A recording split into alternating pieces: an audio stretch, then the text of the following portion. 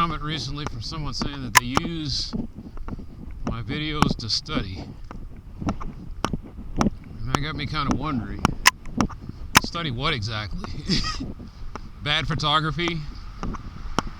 The habits of the mentally ill? Social work? Maybe it's just the white noise? Is it me having a conversation in the background and they just like hear it and he's like, he makes me laugh a little bit.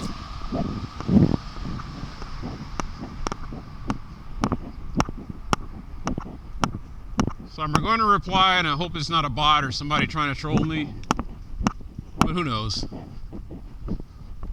I had one person say, I watch these while I'm on the treadmill. So I guess I was like their informal treadmill buddy.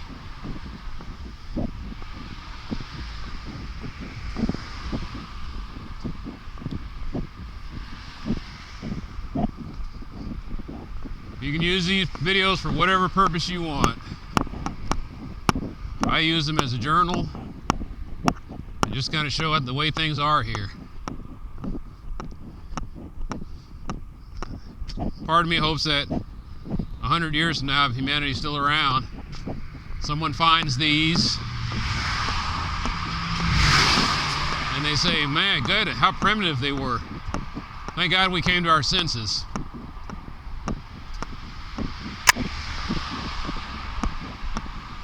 But I just don't know anymore.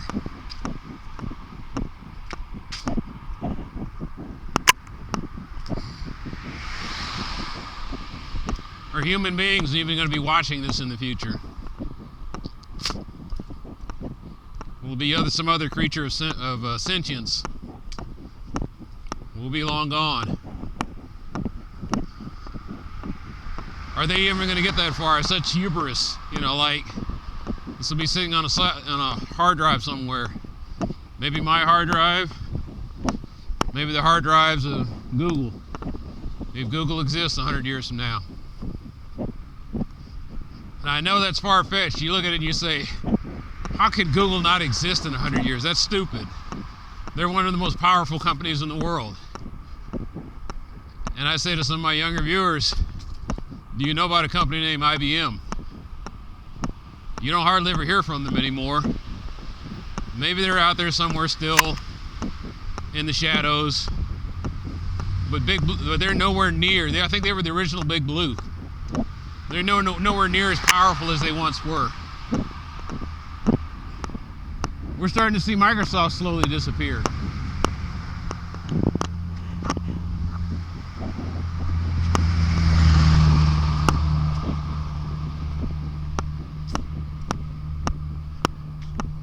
Just because you see these guys here today doesn't mean they're going to be here tomorrow. Yesterday you might have seen me walking and picking up trash and you look down, or you saw me looking down and you saw this manhole cover. And on the manhole cover there was the company name was Southwestern Bell. Like, who the hell is Southwestern Bell? 100 years ago from this date, Alexander Graham Bell had his telephone company, the Alexander Graham Bell Telephone Company, and they also were too big to fail. You couldn't make a call, you couldn't do anything without this one company that ran everything. And then along comes Teddy Roosevelt and a bunch of other guys, and they did antitrust things, and they would break them up into regional zones. You had Pacific Bell, you had the New England Bell companies, you had Atlantic Bell, and down here we were the Southwest, so we were Southwestern Bell. And then Southwestern Bell became SBC, which was, I don't know what SBC stood for, I don't care. I think it was Southern Bell Communications or something like that. And then SBC got bought out by AT&T.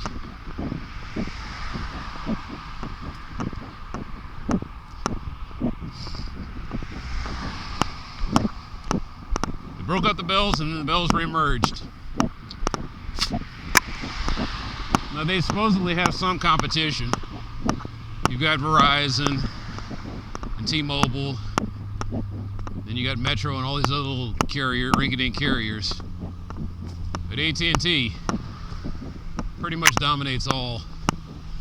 When I look at these utility boxes, it's AT&T's logo that's going to be splattered across them, nobody else.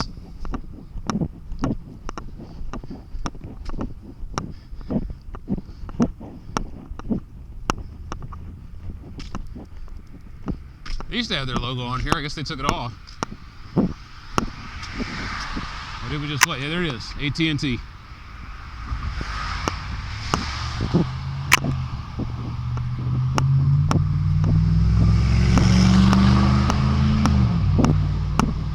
Oh, you got a new automated light. It's a good idea. I'd hate to think of why they got the automated light. They've had some trouble. But why would anybody watch this while studying? What are you studying? I'm genuinely curious. Could it be the STEM field? Hell, for all I know is I just happened to catch some roads. I had one guy send me, I think it was a direct message or something. I can't remember how that went down, but he said, I'm from, he was from somewhere in Europe. I think he was from the Netherlands. And he said, hey, can I use your, or maybe it was Norway. He said, we're doing a study on people's gaits, walking steps. Can I use your video in my study? And I said, sure, I don't care. Is it that kind of study? He's like, man, this dude's got a really bad walk. And I was like, I do. I got 2 bad ankles.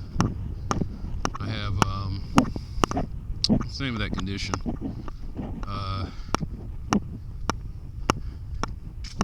Sacroiliitis. My SI joint is just, it's a mess. Not to the point where I need surgery, but I had to give up lifting. So, I do kind of miss it.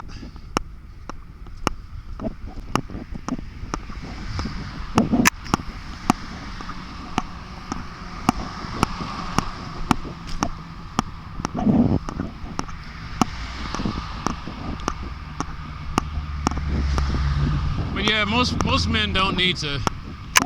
Because there was a time period where I stopped lifting for like 20 years, and then I came back to it, and I could lift what I could lift back in high school, mostly. And so it's just like, whatever I got, I got. Unless I was getting on the cycle and turn myself into the Incredible Bulk or something, but for the most part, I lift what I can lift. I sit here on the cusp of being 50 years old, and at this point it's just getting some kind of resistance.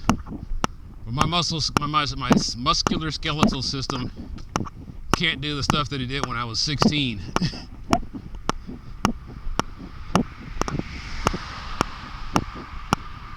I don't know what caused it. Maybe it was bad lifting techniques.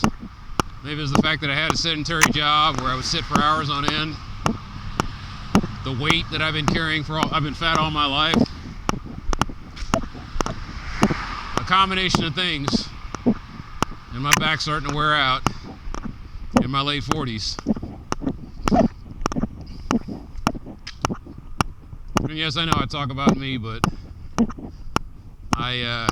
one, I'm kind of my own world, and two, I'm pretty sure that some of these people that are watching these videos now are new to this whole thing, and it's like, who is this guy?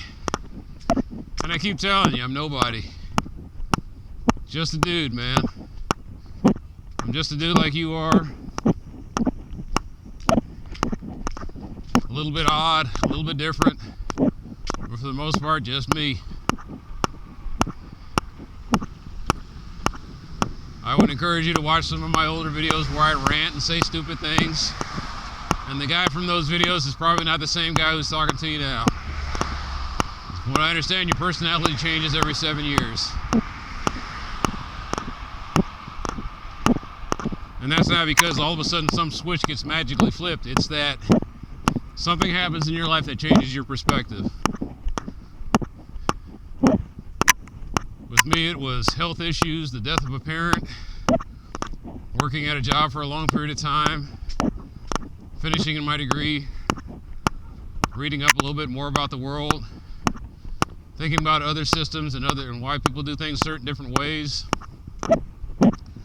You know, one of the takeaways from when I was going to college was I learned the concept of, there was the guy that came out with the Perl, the programming language, wears pink tuxedos, or wore pink tuxedos, I don't know if he's still alive, and he came up with a concept called Temp. And Temp basically is an acronym for there's more than one way to do it.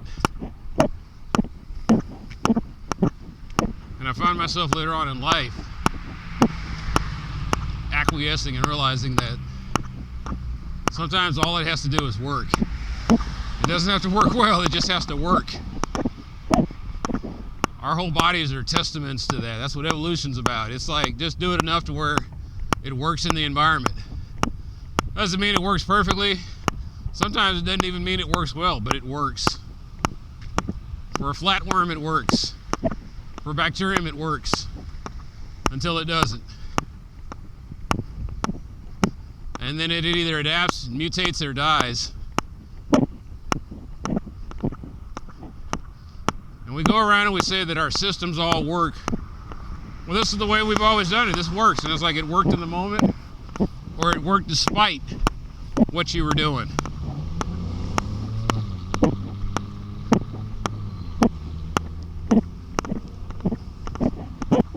Evening.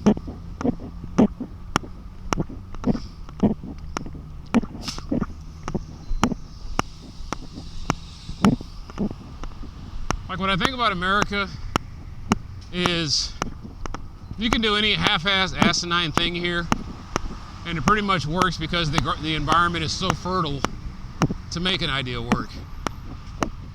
It's a bad idea anywhere else, but here it works. Not because it's a great idea, but just because the environment fosters it.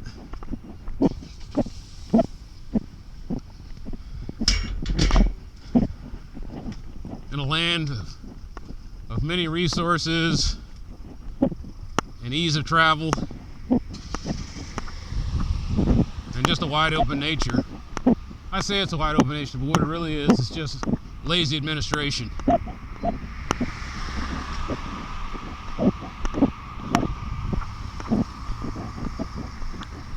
I think the founding fathers wanted to create a country where there weren't any micromanagers.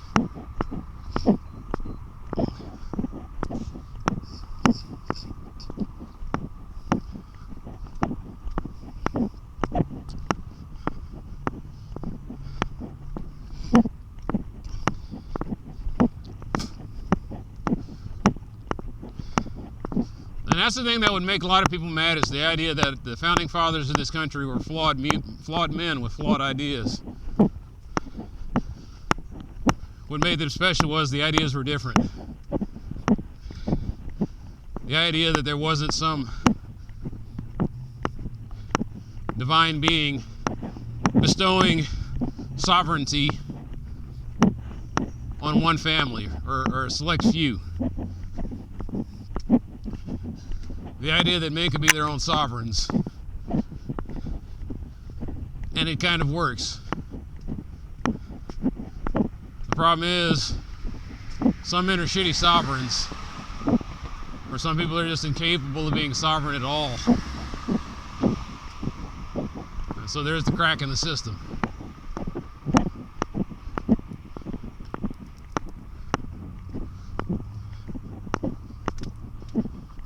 Now, normally you would ignore poor sovereigns, except for the cases when their domain gets overrun, or the problems of their domain become your problems.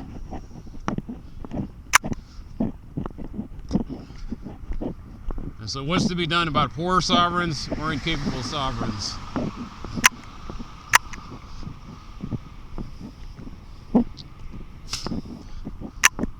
Yesterday I was researching something about, I was looking at yesterday the homeless situation that we got around here. And then I was reading about a place in Belgium called Giel. I think I'm pronouncing that right. It might be J or Jill or something like that. It might be Hey, because I don't, like I said, I can't pronounce French, words in French because of the stupid liaison. Probably need to report that. Mental note. That's not as bad as the others, but it's still... all I can say is no, right? We don't see a problem. Okay.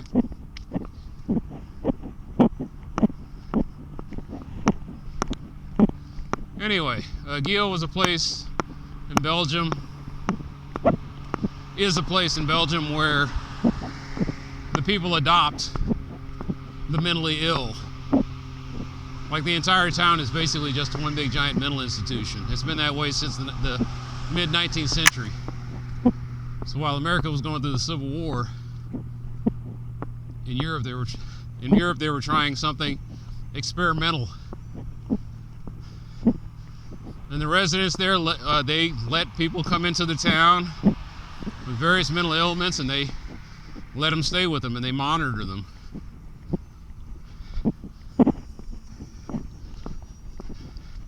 And it's not a perfect system, but it's one that seems to work because these people have the patience to deal with those folks.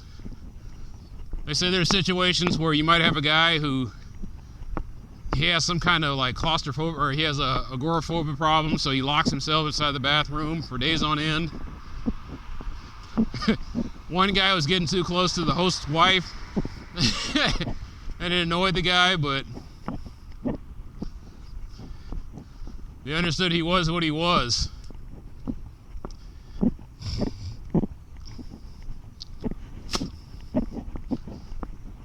And that's the problem with mental illness, is there's no blanket approach that really works with it.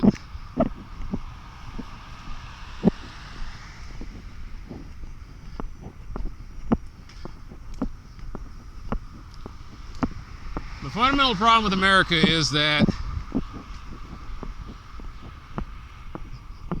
we have, like I said, we no longer view housing, we don't view housing as a right, a basic human right or need. I'm sitting here reading stories today about how it's leaking again.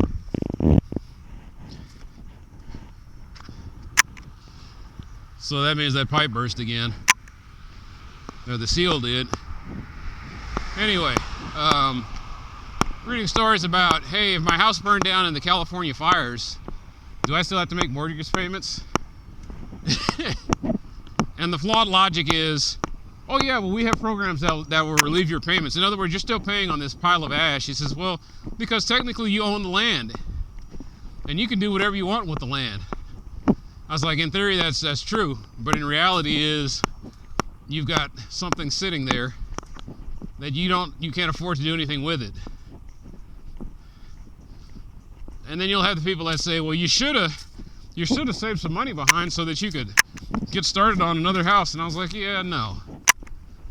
There's some people, I mean, they just want a house. They wanted a house out in the Palisades, even though it might have been a stupid idea, but they got it. And now they're being punished for it. Is that right? I don't know about right and wrong. I just know some people just want to live where they want to live. And therein lies the thing about the homeless.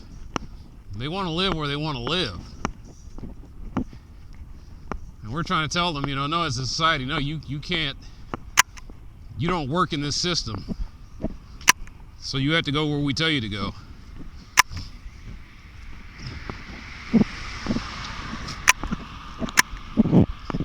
Once again, this is a fight over sovereignty.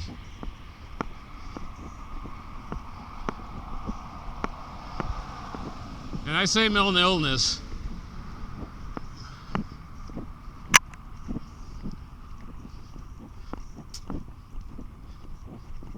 Sorry, just listen to adhesive wrong. I say mental illness, but really sometimes it's just plain stubbornness. I don't know if stubbornness is considered a mental illness. In some cases, I guess it can be, but you got somebody who maybe they had a health issue. Maybe a couple of things went wrong. And so they're being punished. They've been kicked out of their house. I find part of me liking the idea, like in China, the government owns all land, but with a caveat. Because the way it's supposed to be is, in a communist government, is you are the government. The reality is something, unfortunately, much more flawed, but all land belongs to the people.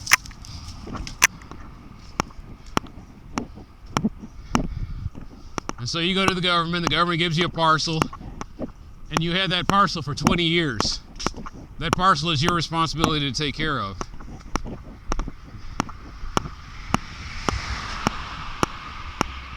And I don't know how much state help you get. I would hope it'd be a lot. Well, they fixed it.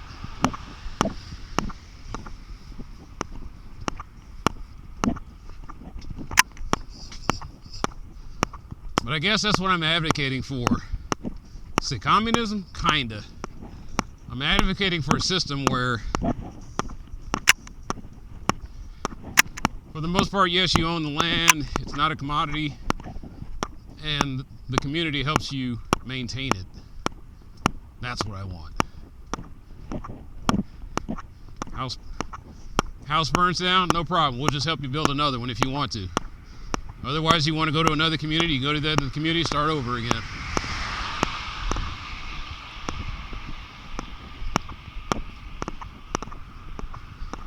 Finding a place to live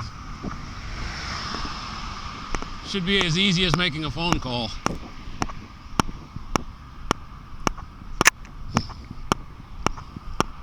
That's what I advocate for.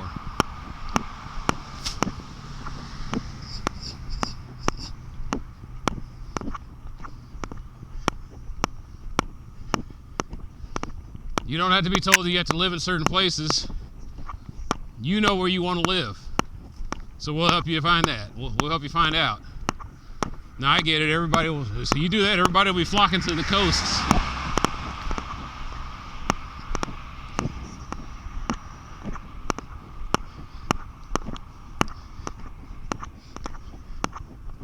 But not everybody wants to live on the coasts. And if they do, we'll come up with some system to deal with that.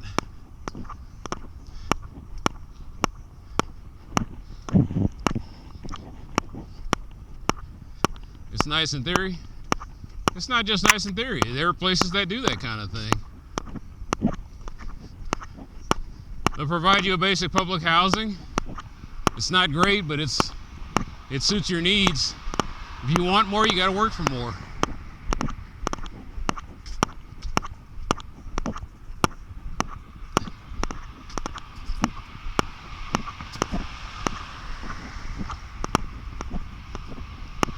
No, I forgot how good all of my music was here. So I'm trying to talk over my music, and I'm really interested in some of the music I got here. No, I know this works. But, yeah, that's where I'm at.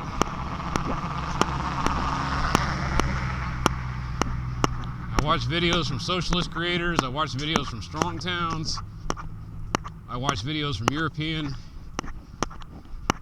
urban planners. And what bugs me is people think they're crazy cranks. And I was like, give them a chance to prove it. It's like, oh, I look horribly wrong. I was like, as opposed to this? This is going right?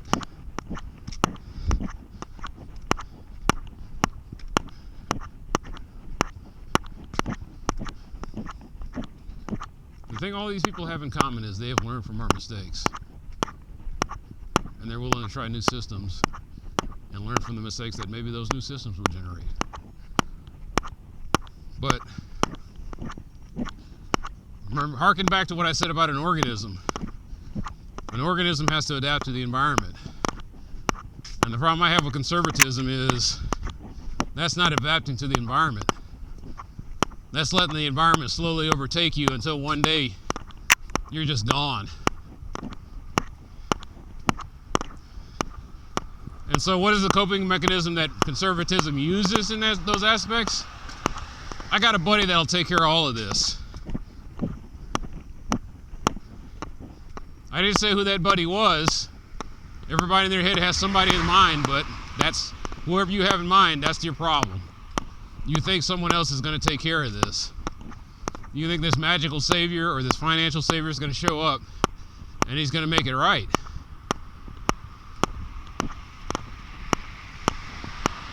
And there's the flaw. Don't worry about it. I know a guy.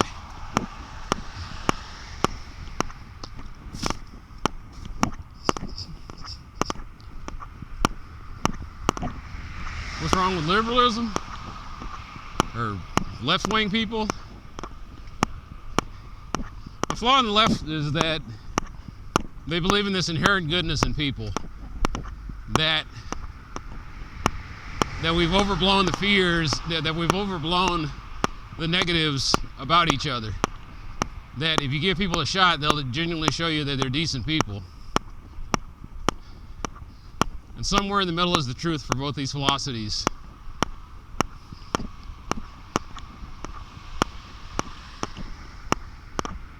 I like to say somewhere in the middle, but really what I'm saying is I guess we pick and choose from the flaws of both of these, and we come up with a system that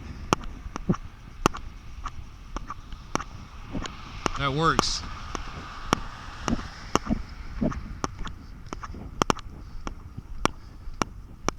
Like, both sides have a flawed view of the sanctity of life while ignoring the quality of life. Like, the quality of life gets pushed to the background. You got some people that are focused on life and liberty, and the pursuit of happiness is kind of glossed over. Like, happiness is about quality.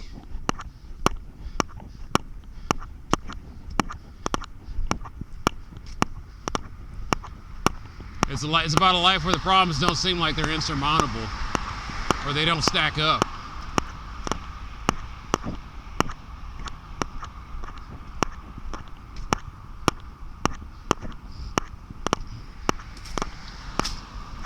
And it's frustrating for a guy like me because I was trained to solve problems. And you got to engineer, and most of the people in these movements that I talk about, they were planners or engineers, people who went to college to learn how to solve problems. And it's frustrating and it's confusing that you have people who purposely don't want to solve a problem. That's crazy. Why? Because they're making money off the problem. Because as long as the problem exists, they get to exist in their station. Vampires who feed on problems.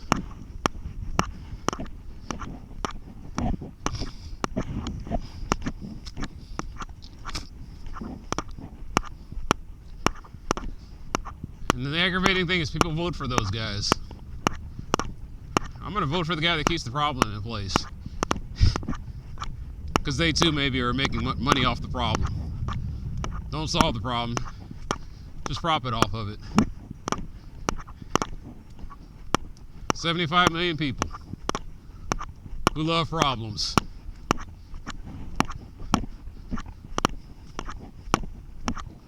$75 million. That's just in this country.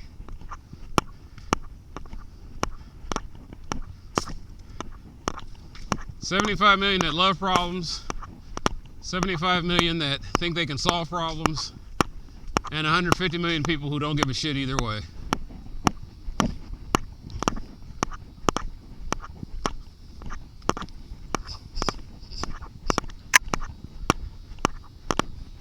And behind that 100 million, that 300 million people that will exist on the fringes,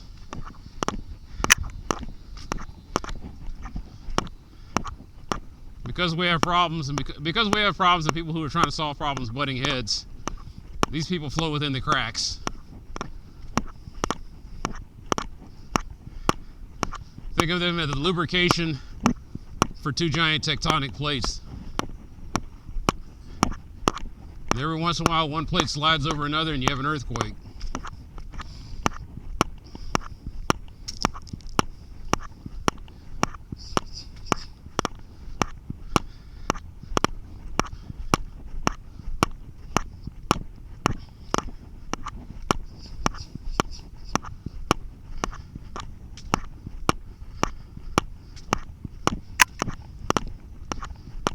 So that's your 2 cents.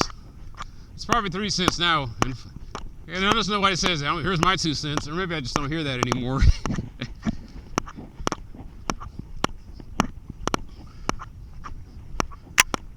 You might as well just say, here's my $1 on it. Here's my $2 on it. What can you get for $2 now? Well, there's a question for you.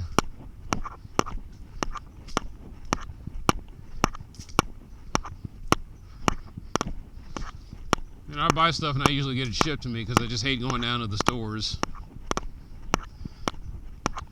I live right next door to a Walmart. I'm sure you've seen it in the videos. It's this giant parking lot of just twisted humanity. You got people working on their cars, you got people sleeping on their cars, you got people running into other people's cars, and that's just on the outside. And you can just imagine what's going on the inside. But no, that's what I'm saying, is like when I talk about the left believing that sometimes people are inherently good, is I talk about how bad these things are, but there are actually some decent people in the neighborhood.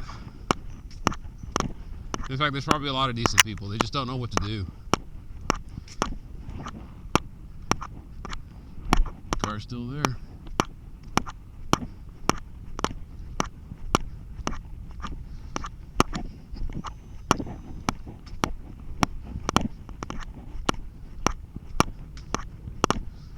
Yeah, they see me picking up the trash and they're like, oh. Glad somebody's doing that. I'm glad somebody's doing that is some people's response, and then there's other people who say I probably should be doing something like that. And it's that second group that you're always trying to influence. One of the things I got tired of when I was losing all my weight is I get tired of people coming up to me. This is one of my peeves, but I'm just so polite. I just smile and I say, you can get there. People coming up to me and saying I should do something like that. I need to start doing that.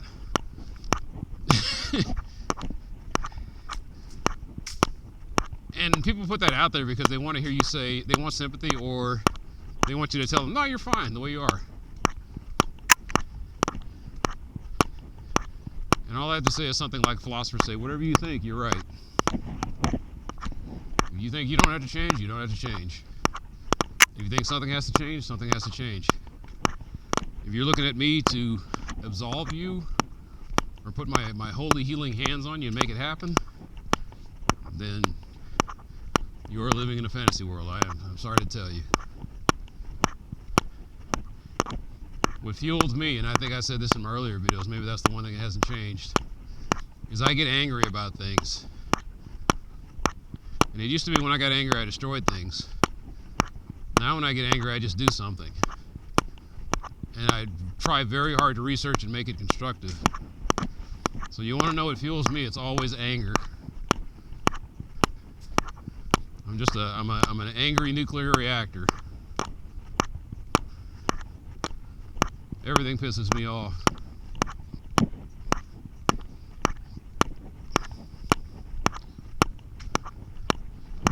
So when I get angry, I do something about it. Mostly. I didn't go to Black Lives Matter protests. I didn't do the Occupy Wall Street thing, because I just don't see the point of that. I know how America is going to change. It's just that people don't want to do that. They want to do the whole protest thing. The answer is it's going to have to be a collective action, a collective disruptive action. And I don't mean a protest, I mean people have to get together in worker collectives, and they have to go on strike. And they have to say, we're not going to take one more package off of the belt. We're not going to take one more container off. We're not going to flip one more burger. We're not going to do anything until you fix this. And we don't have that collective spirit, and we don't have that desperation yet to where we're going to make that happen. America has to go on strike for something to change. That's what the pandemic was all about. You saw that. You saw what happened. Like, everything just shut down. And I mean, the rich and powerful, they just started panicking. Oh my God, I'm losing so much money. And unfortunately, a lot of small business owners also went out of business. But that exposed the flaw in the system.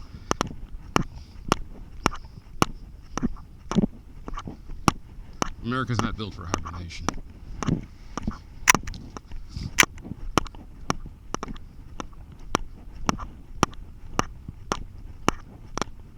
Which is weird because it has the potential to be a very fat country. Hibernating creatures have something called brown fat. It's a fat that's specifically designed to take a long time to break down. And it's what gets them through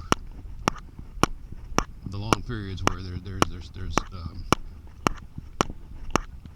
I guess what I'm saying is when there's not a lot of food, or when there's sparse conditions. Human beings, we have white fat.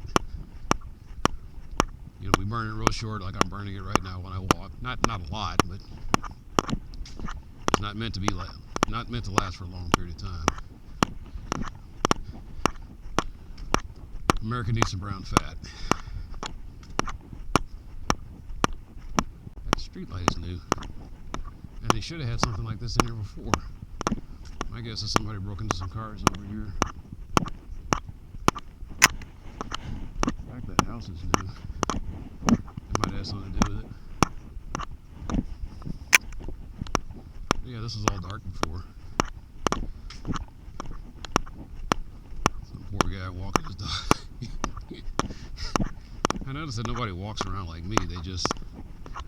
They're walking with their dog.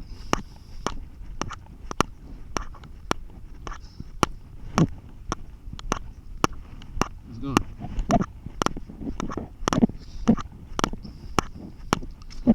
What do they call this? People watching?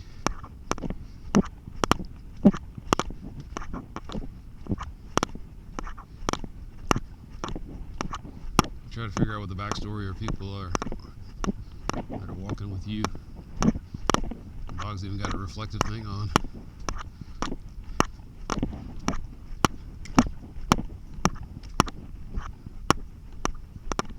It's kind of the weird thing is you can tell that somebody's owned by someone else by if they're wearing some kind of reflective material when they walk. Like I'm weird. I willingly wear this reflective stuff because, you know, I've gotten hit a couple times. It's probably also why I got a screw loose. But what was it, 2 weeks ago? I was looking and I saw all these guys walking around in coats, and I was like, man, they got a lot of city workers out here. And I think those are homeless guys. I think they hand them. I think they give them reflective, you know, bright colored coats that have reflective materials on them.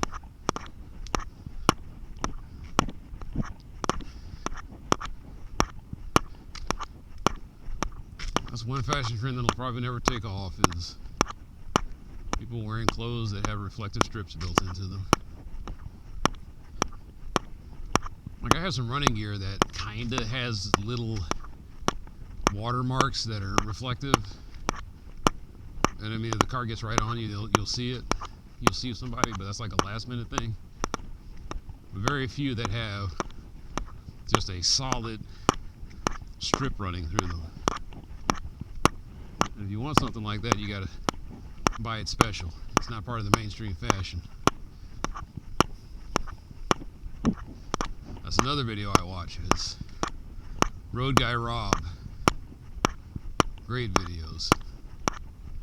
But he always looks like he works for the city, like he's some kind of traffic guy. It's like, no, he's the guy who's actually, like, the stuff he's wearing is the stuff that they ask pedestrians to wear to keep themselves safe. And so you wind up looking like that.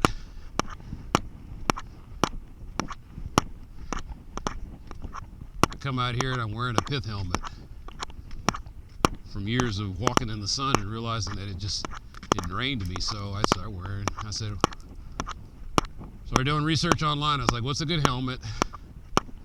This is back when they had forums before Reddit took over everything, but what's a good hat to wear that you can also mount a camera on? And a lot of the nerdy dads said, oh yeah, get you a pith helmet. And a lot of the survivalist guys said, get yourself a gunny hat. And I was like, yeah, I'm not the guy sitting here talking about a field stripping a deer, so I'm going to get the pith helmet. I went full geek.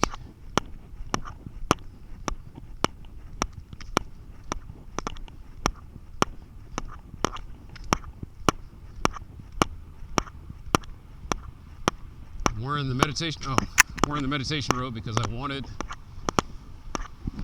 something that was like a parka.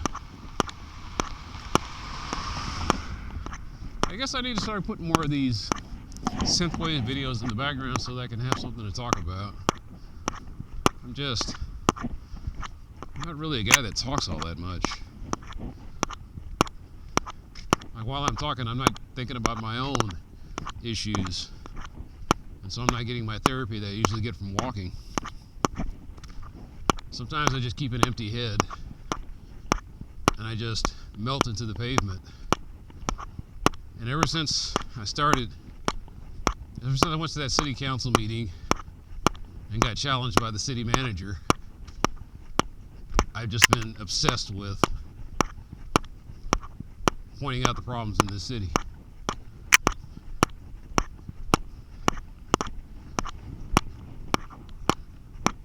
And I see a lot of them.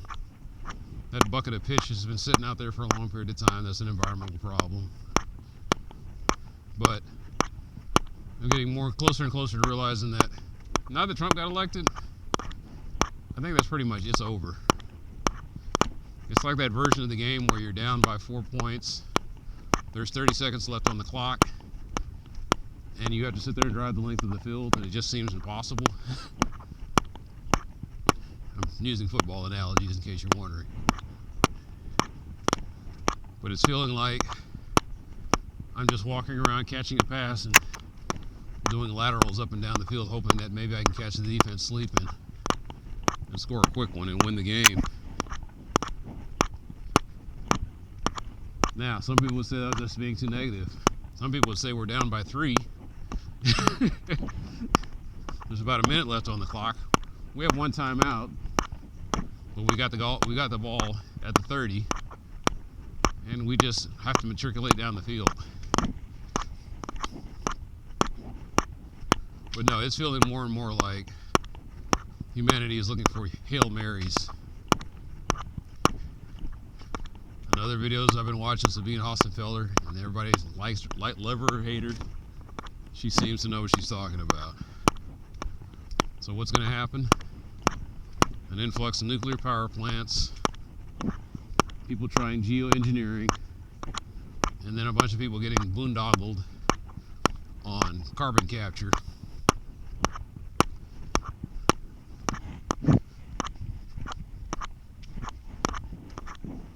I made the mistake. I went out and bought solar panels back in 2021. I said, code red for humanity. I said, well, let me do my part. I thought, okay, this is when we all get together like World War II, make sacrifices, and fix this. And I have to say, man, during the pandemic, I am ashamed of, there are a lot of titty babies out there, man. These people just whine and I can't get this and I can't get that. They got me wearing that. That's the limit of my freedom. And how do I know that they don't know what they're talking about? And I keep thinking to myself, how is it that a guy And that's what I mean by when I talk about systems where things just happen to work for them. You dropped out of high school, you stumbled into a business where you made $500,000 a year and you think you're successful. And suddenly you think you know better than the experts. Just because it kind of worked for you. You had a lot of luck. And took advantage of a limited opportunity. But it doesn't make you the authority on much of anything.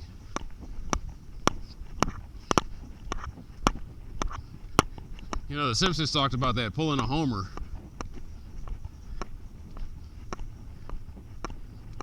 To succeed despite sheer idiocy, and that's what a lot of I see in a lot of Americans. It's like, yeah, you're a success story, but not because of anything you particularly did.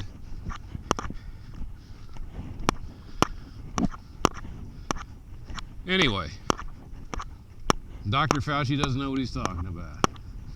Oh, those climate scientists, that's a flawed theory, because we got our guy that tells us that it's not that bad.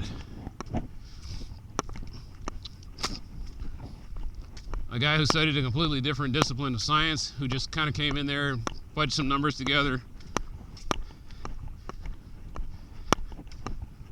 and erroneously claims that things aren't as bad as the others, as the people who specifically study this make it out to be.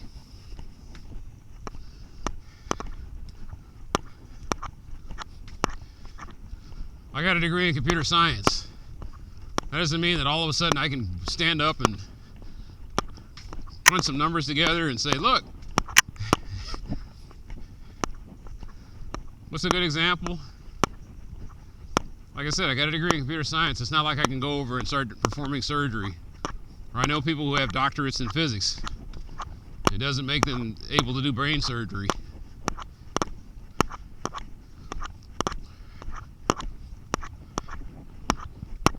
A guy who has a doctorate in theoretical physics is not going to be able to engineer bridges right off the bat.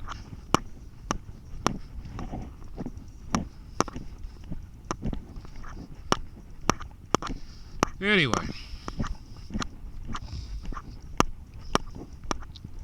like I said, after that last 5 years, it's just crazy to me to see people that fight experts.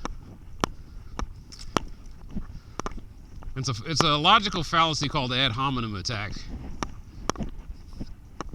But there's also another logical fallacy in appeal to authority. And then there's another logical fallacy called cherry picking.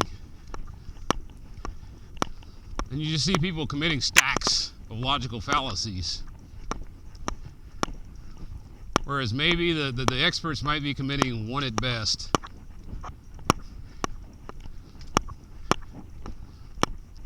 Keep in mind, these people are not going out on a bent trying to prove themselves right.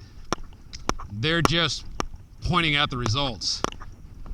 Bad science is, yeah, I have a theory, and then I twist the results to make that true. These guys, they had one theory, put out the numbers, and the results said something completely different, and so they're just telling you what the results say. We ran this experiment 100 times. We hoped we were wrong. We aren't.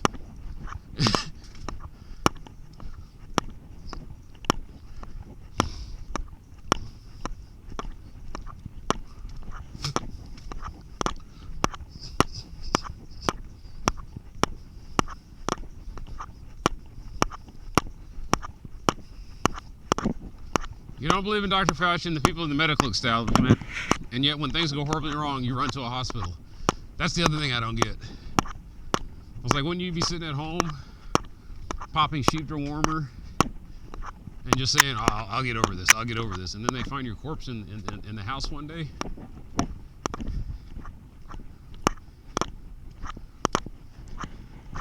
I love how that one guy who was pissed off said it best. He said, you didn't believe in the science then. He said, do me a favor, don't go to the hospital. Stay home. And he was mad because his wife. I think what it was is his wife was immunocompromised and she was getting treatment for like cancer.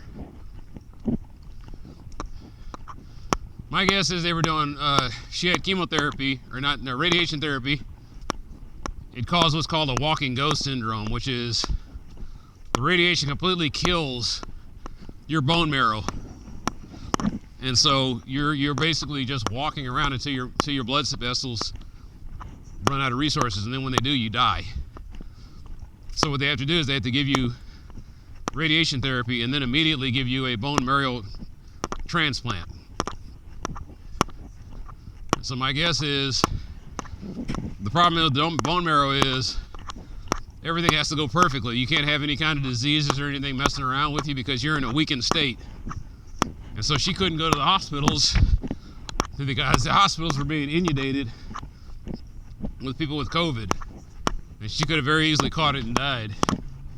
And he was pissed, rightly so. It's like, my wife can't get the treatment she needs because you idiots didn't want to wear a mask.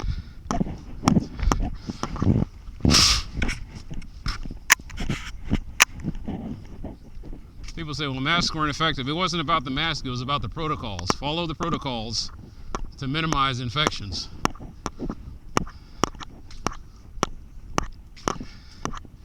And they explained this multiple times, but people didn't want to hear all of that. So they tried to dumb it down. Just wear the mask, just do this.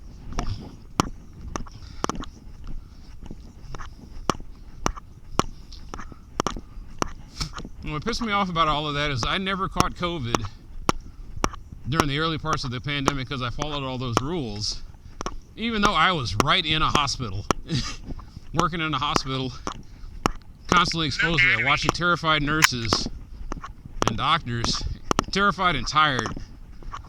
Like they talk about the 1,000-yard stairs. I saw health professionals that had it. They weren't looking at you, they were just looking through you. They were exhausted and they were terrified. And they had to keep putting on this protective equipment and dealing with idiots who would fight them about treatment. So, anyway. But I didn't catch the disease. And the irony was, I caught COVID eventually because my mother went traveling, and at that point they had gotten kind of relaxed on the mask mandates. They just got rid of it, and so my damn near 80-year-old mother catches COVID.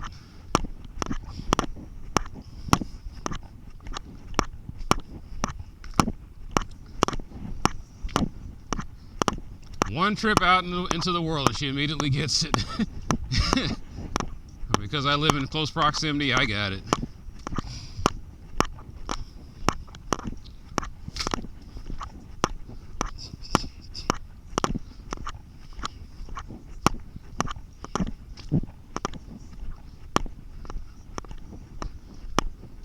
You know more than the experts. How did I get off on this tangent? It's just something that happens while you're talking.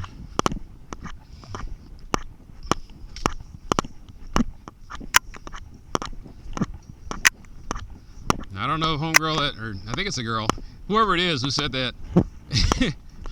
I study. Again, I wonder. I'm not exactly the greatest subject for you to be studying from, but if you get some kind of knowledge from me, I'm surprised. I know, that's being humble, but it's true.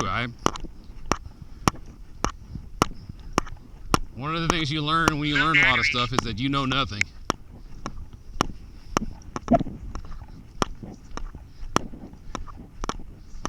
You have theories on how things work. Those theories pan out for the most part until they don't. Low battery.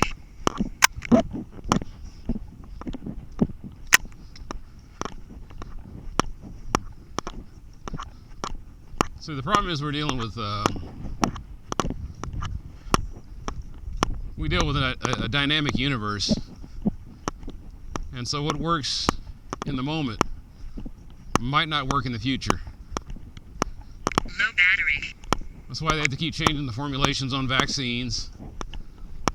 That's why, unfortunately, as we're not doing any more research on, we don't do enough research or put enough money into research on No battery. antibiotic resistant microbes, they start to adapt.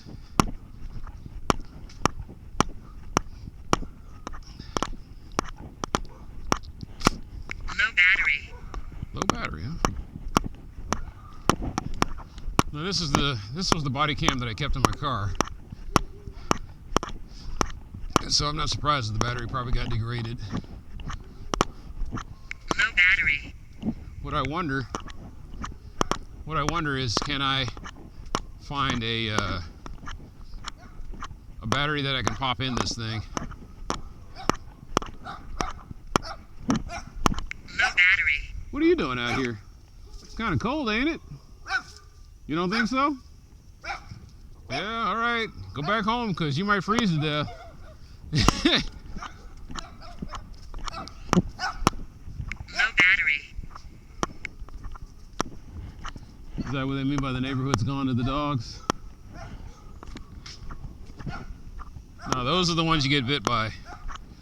The dog's trying to prove something. No battery.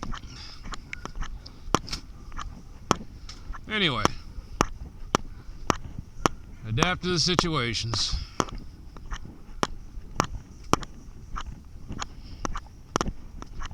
No battery.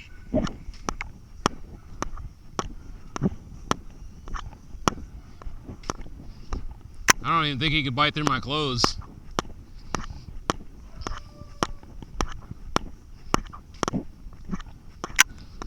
I just have a hard time believing that little thing that was barking at me was once descended from giant wolves, and that because of man's interference, that's what he's been turned into. That's how destructive we are. No battery. We can turn a wolf into that.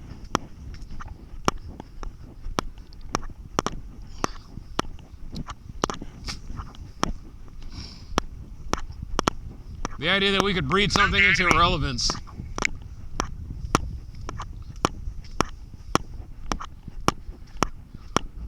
But I guess I shouldn't be too surprised that we're doing it to our own species. I believe that's part of the reason why why we're having fertility problems, or birth weight problems. It's a matter of fertility.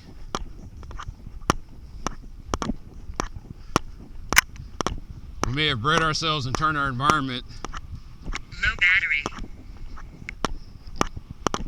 and to the point where it even sterilizes us.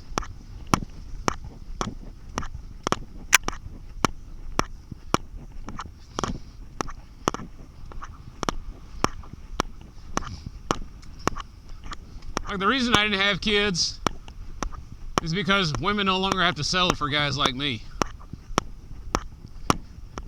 In the old days, it was like women were dependent on men. And so they just, if the guy was at a club or the guy was at a place, you would just couple with him and hope for the best. And they look at a guy like me and they say, yeah, I can do better. Or I can do fine by myself. And so, no family.